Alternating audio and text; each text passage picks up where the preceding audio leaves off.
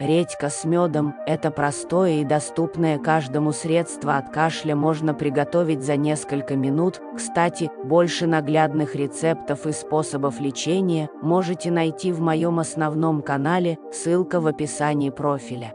Итак, вам понадобится редька и мед. Отрезаем шапочку у редьки и делаем углубление для сока, закладываем в середину мед и накрываем крышкой. Через 3-5 часов сок будет готов, и вот отличное средство готово, пользуйтесь.